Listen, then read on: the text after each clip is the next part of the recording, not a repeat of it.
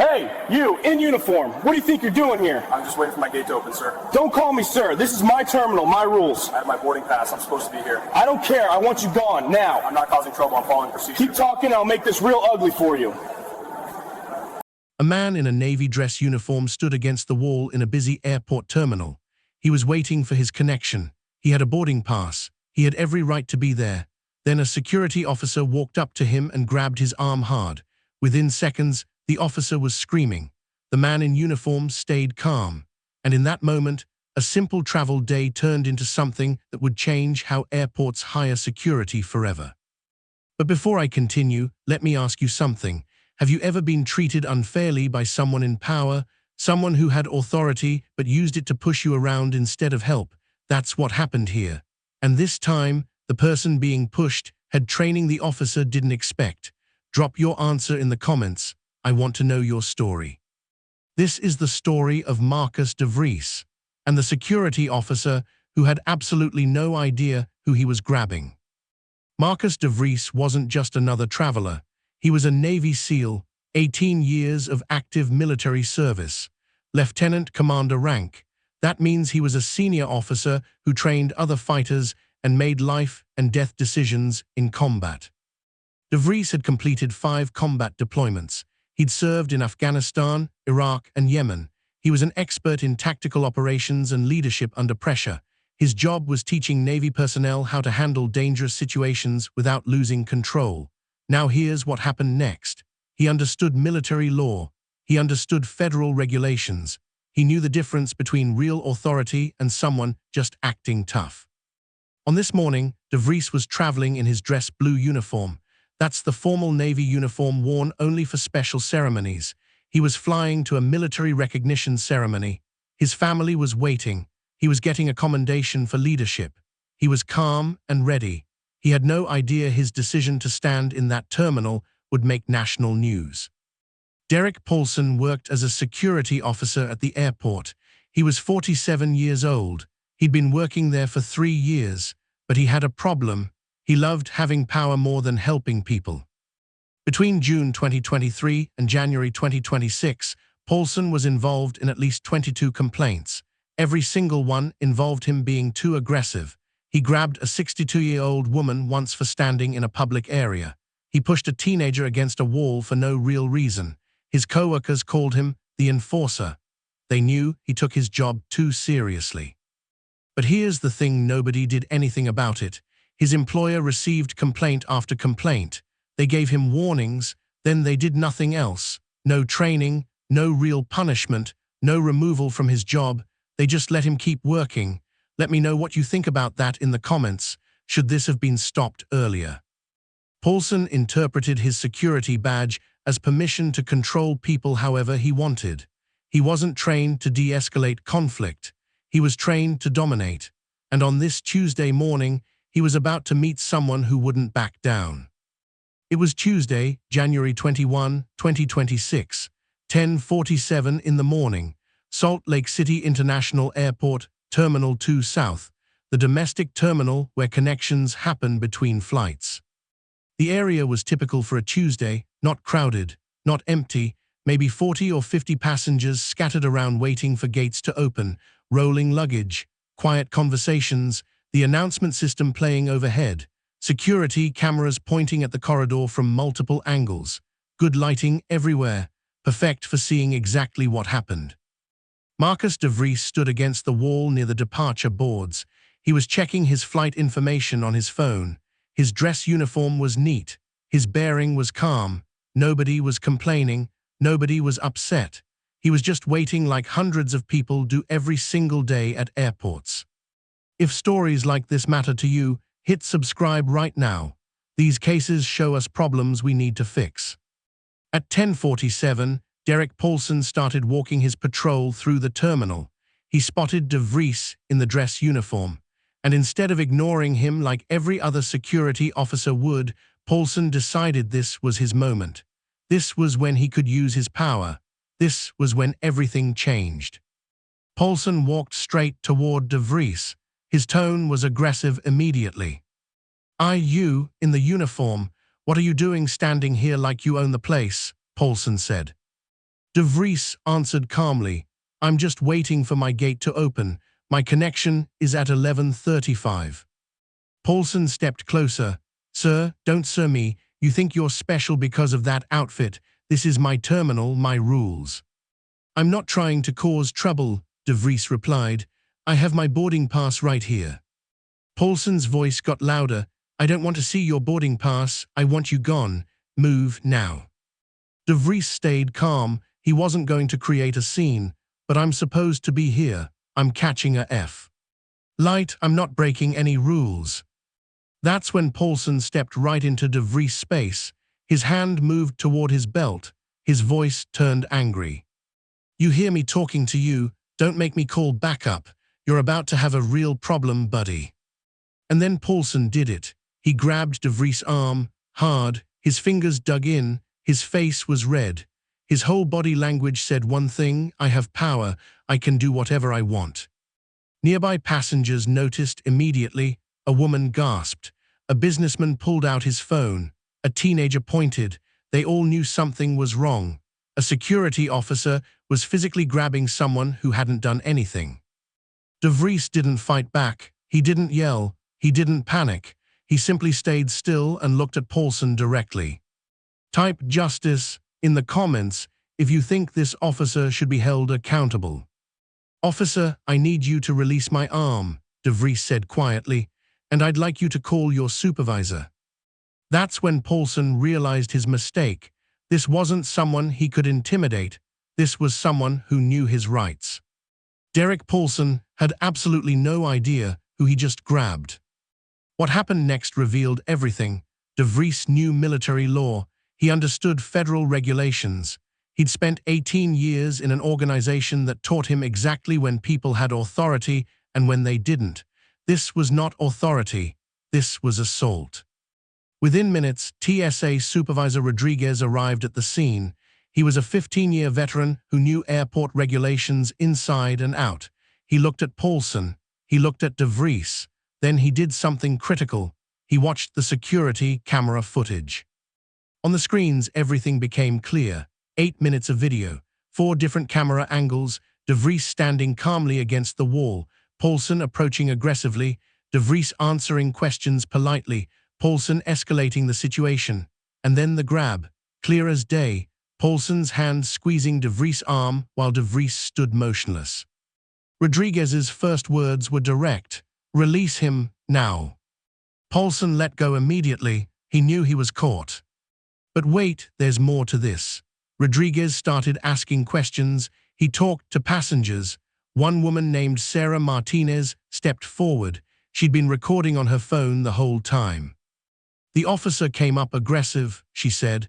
This man didn't do anything wrong. He was just standing there. I recorded everything. Another passenger, James Chen, a retired federal agent, spoke up too. I worked law enforcement for 30 years. This officer had zero legal basis for any of this. That's textbook assault. A third witness, a college student, nodded in agreement. He wasn't even arguing. He was just trying to explain. The officer was the one being mean. Rodriguez looked at the footage one more time. Then he looked at Paulson. You violated this man's rights. You're removed from duty as of right now. De Vries simply nodded. He pulled out his military ID and showed it to Rodriguez.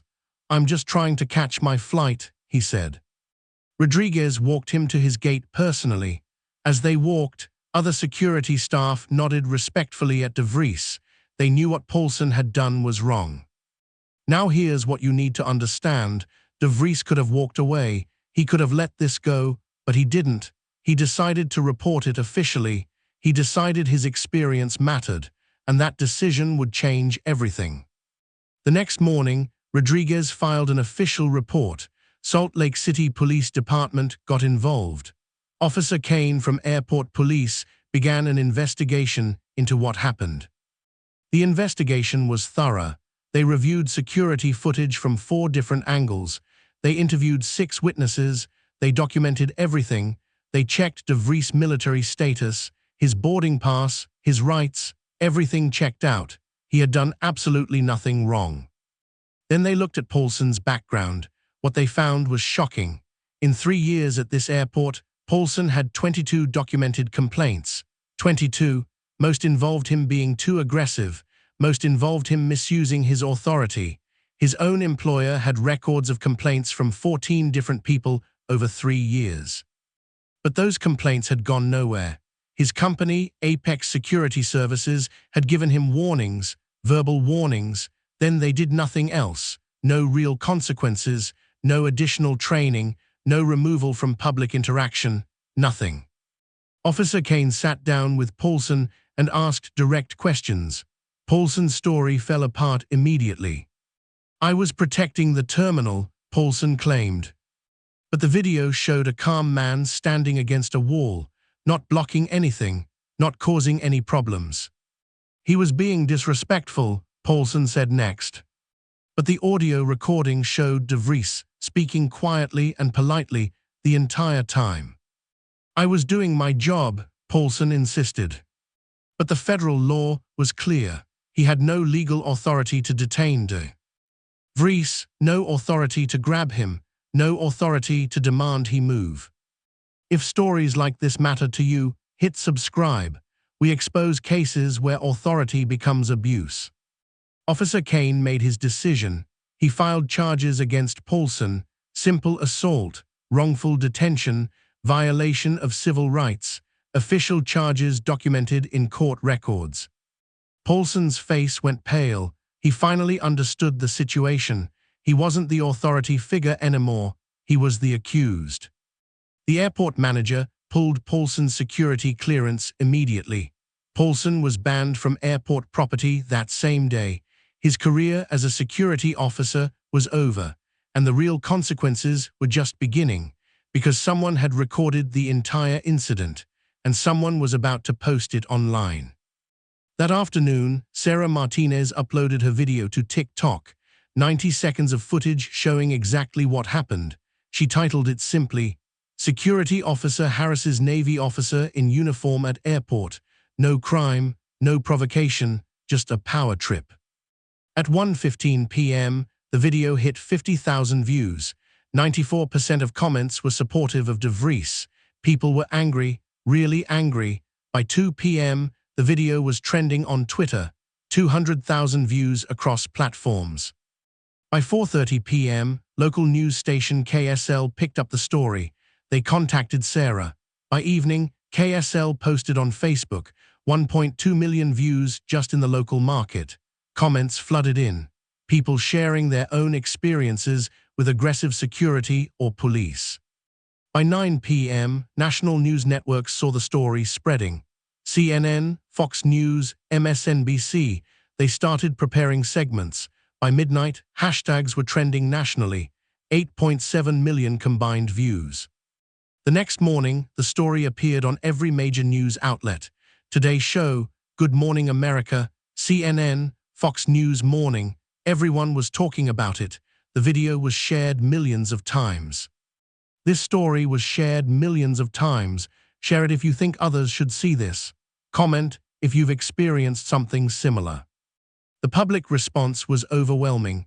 Thousands of comments, supportive messages for De Vries, angry messages toward Paulson, people calling for accountability, demanding change, demanding that Apex Security do something. Local news interviewed passengers who were there. They confirmed everything. One woman said, "The officer was clearly in the wrong. The military officer never did anything wrong." A retired federal agent said, "In my 30 years in law enforcement, I never saw anything like this. That officer violated every standard procedure we have." Apex Security Services finally released a statement. "We have removed the officer from duty pending investigation." But the public wasn't satisfied with that. People demanded more. They demanded termination. They demanded accountability. They demanded change. Within 48 hours, Apex announced the decision. Derek Paulson was fired, terminated effective immediately. His career in security was completely finished. The company also announced a $50,000 donation to military veteran charities. Damage control, too little, too late. De Vries met with his attorney 2 days after the incident. They discussed options: criminal case, civil lawsuit, demanding change from the airport. After thinking it through, De Vries decided on a civil lawsuit. He wanted to establish legal precedent. He wanted to make sure this couldn't happen again easily. The case was filed January 23, 2026. Case number 2026 CV 89456. Charges against Paulson included simple assault, wrongful detention, and violation of civil rights. Each charge was documented. Each charge had video evidence. Paulson's attorney tried to defend him, but the evidence was overwhelming. Video from 4 angles, audio recordings of the entire conversation, 6 credible witnesses, De Vries' clear legal right to be in that location. There was no defense. The case was clear. Paulson accepted a plea agreement. He pled guilty to assault and wrongful detention. Guilty, case closed. The final judgment came down a month later. Wait until you hear what happened next.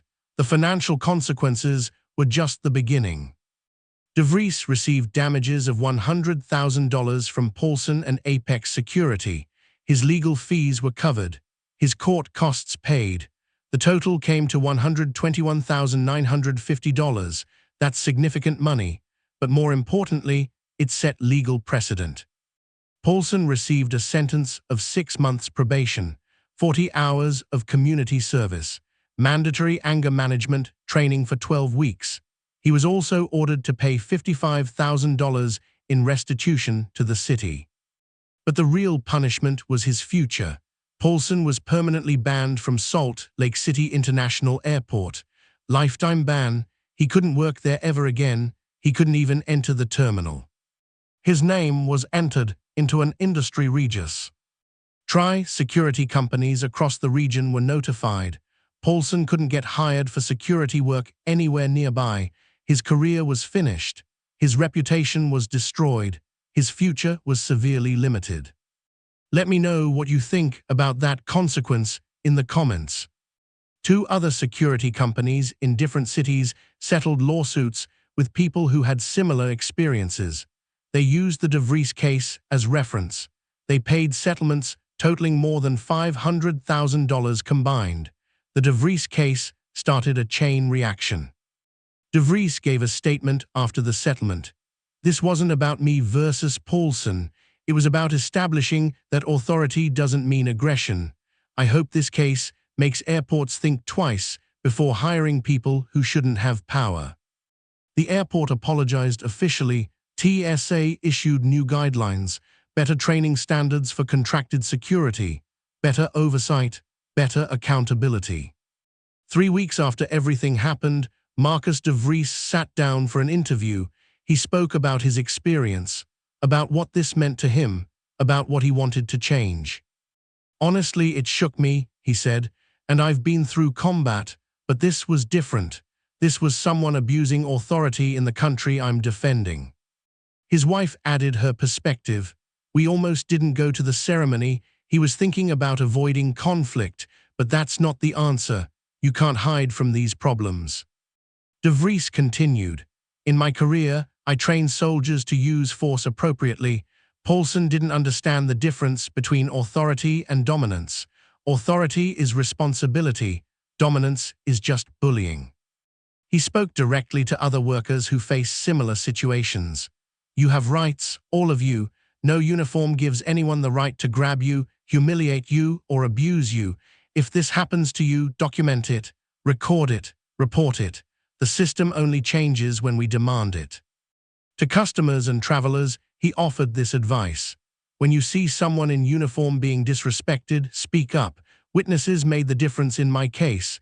Your voice matters. Your recording matters. You can change outcomes. De Vries talked about what needs to change going forward. I want airports to audit their security contractors. I want national training standards.